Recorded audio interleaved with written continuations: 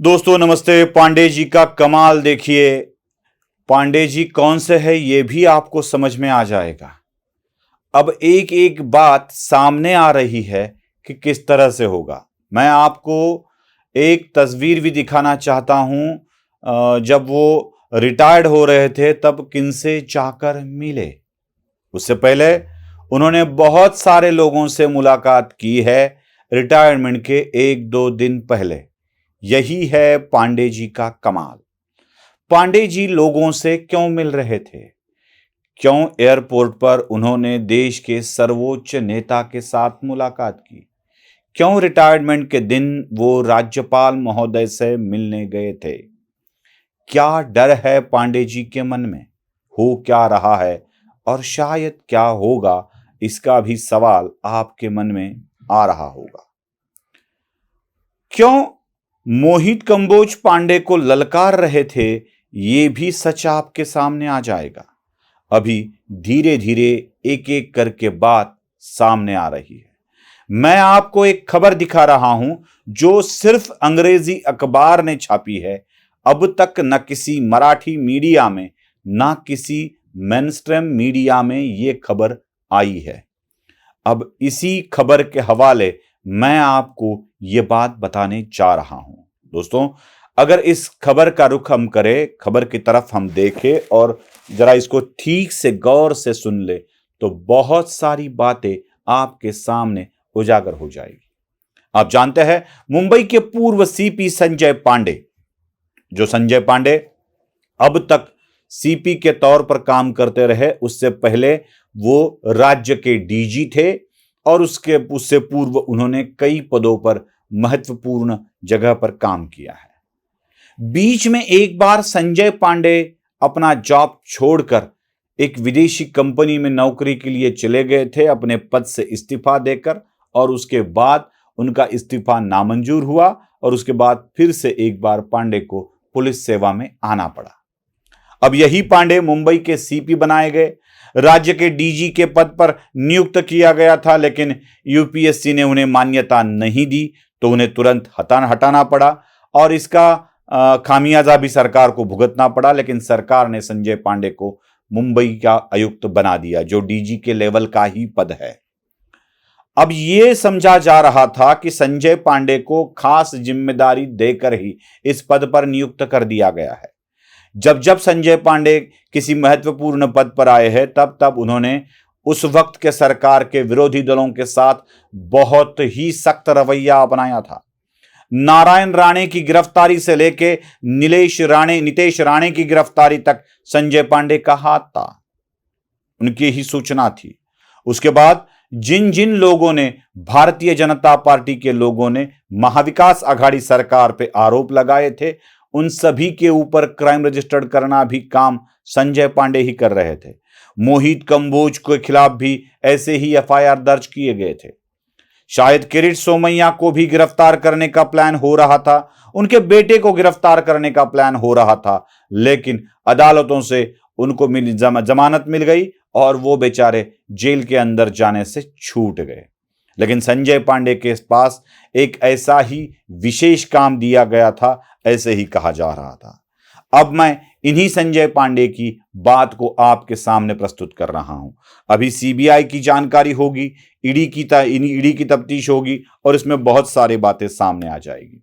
आपको एक स्कैम मालूम होगा, जो है एनएसई वाला, मतलब नेशनल स्टॉक एक्सचेंज वाला स्कैम, जिसमें नेशनल स्टॉक एक्सचेंज की हेड चित्रा रामकृष्ण एक हिमालय की गोदी में बैठे एक अज्ञात बाबा के साथ स्टॉक एक्सचेंज की सारी बातें शेयर करती थी और उसी के कारण नेशनल स्टॉक एक्सचेंज को बहुत बड़ा नुकसान हुआ, लोगों के पैसे भी डूब गए।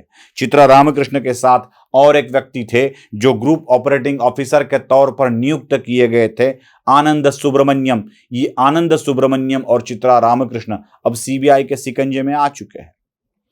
ये दोनों मिलके जो कुछ कर रहे थे वो अनाकलनीय था। मतलब उस स्कैम को समझ लेना, समझ पाना मेरे जैसे इस विषय को न जानने वाले लोगों के लिए बहुत कठिन प्रश्न है। बहुत ही कठिनतापूर्ण ये पूरा का पूरा स्कैम है। लेकिन इसमें एक बात तो हो चुकी थी कि हजारों करोड़ रुपए डूब गए थे। जिस तरह रामकृष्ण किसी हिमालय के अज्ञात बाबा को यह सारी जानकारी देती थी और इसी जानकारी को उनके द्वारा किए गए मार्गदर्शन से ही काम चलाती थी, ऐसा कहा जाता है। अब ये बातें तो पूरी दुनिया के सामने पब्लिक डोमेन में आ चुकी है, लेकिन इसमें एक अहम मुद्दा जुड़ता है जो संजय पांडे के साथ रिलेट करता है और शायद इसी विषय पर संजय पांडे की इंक्वायरी होने की संभावना भी है। ना सिर्फ इंक्वायरी बल्कि कई और काम हो सकते हैं।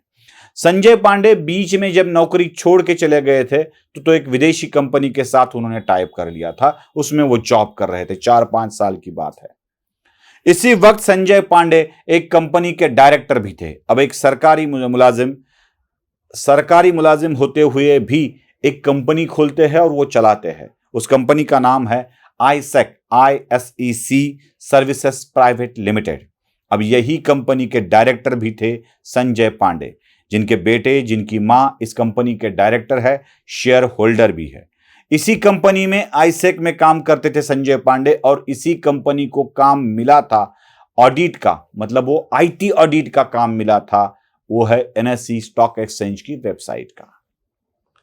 ये काम इनके द्वारा होता था और यही काम वो करते थे। इनकी जिम्मेदारी ये थी कि उस कंपनी का, एनएसई का काम बहुत अच्छी तरह से चले, उसका वो ऑडिटिंग भी कर ले, उसको जान ले, समझ ले। कुछ गलत होता है तो उसको मार्क करे, जिसको रेड मार्क लगाया जाए और कहा जाए कि आप ये गलत कर रहे हो या गलत हो रहा है, इसकी जानकारी देना इसी आईसेक कंपनी की जिम्मेदारी थी।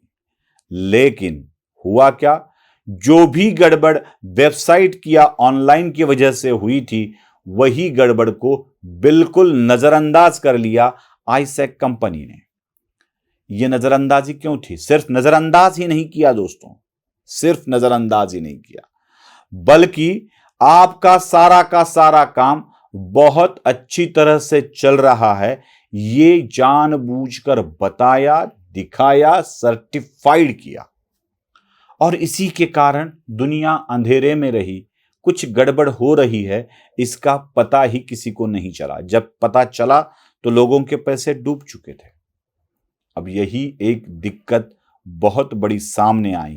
क्या एनएसई के घोटाले में आईसेक का हाथ था? क्या आईसेक के डायरेक्टर और शेयर होल्डर इसमें शामिल थे? जैसे ही इनका रेजिग्नेशन रिजेक्ट हुआ, संजय पांडे ने इस कंपनी के डायरेक्टर पद को छोड़ दिया, लेकिन उनकी मां और उनके बेटे इसी कंपनी में शामिल रहे और इसी कंपनी का मालिकाना हक तो पांडे परिवार के साथ ही रहा, कुछ अन्य लोगों को भी जोड़ा गया था। अब ये कंपनी ने इतनी लापरवाही क्यों बरती, इतना फेवरिज्म क्यों किया, ये सारे सवाल हम सबके मन में हैं। क्या इस विषय की सीबीआई की जांच अंतर्राष्ट्रीय स्तर पर होगी? क्या कई गोपनीय चीजें अंतर्राष्ट्रीय स्तर पर भी दिए गए हैं? ये सारे चीजों को अब खंगाला जाएगा, टटोला जाएगा, इंक्वायरी होगी। हो सकता है सीबीआई के साथ अन्य यंत्रणाएं भी इसमें शामिल हो। क्या कोई लाखों करोड़ों का घपला है? क्या आईसेक को इसका बड़ा फायदा मिला है? और आईसेक को फायदा मिला है तो क्या डायरेक्टर को भी फायदा मिला है? क्या पूर्व डायरेक्टर, विद्यमान डायरेक्टर को भी इसका फायदा हुआ है? ये सारी जानकारी होगी। शायद कई जगह रेड भी हो सकते हैं, किन लोगों की गिरफ्तारी भी हो सकती है और यही एक मसला आप सबके सामने आने वाला है। इसमें जो कुछ भी अपडेट होते हैं ये भी मैं आपको बताता रहूंगा। लेकिन संजय पांडे अब दिक्कत में आ सकते हैं, शायद इसी वजह से रिटायर्ड होते वक्त इन सब लोगों से मुलाकात संजय पांडे ने कर दी है। चलो, ये वीडियो पसंद आए तो लाइक, शेयर और सब्सक्राइब जरूर कीजिएगा। बेल आइकॉन दबाना मत भूलिए, क्योंकि इसके जो भी डिटेल्स आएंगे वो जल्द ही आपको अपडेट कर दिए जाएंगे। नमस्ते।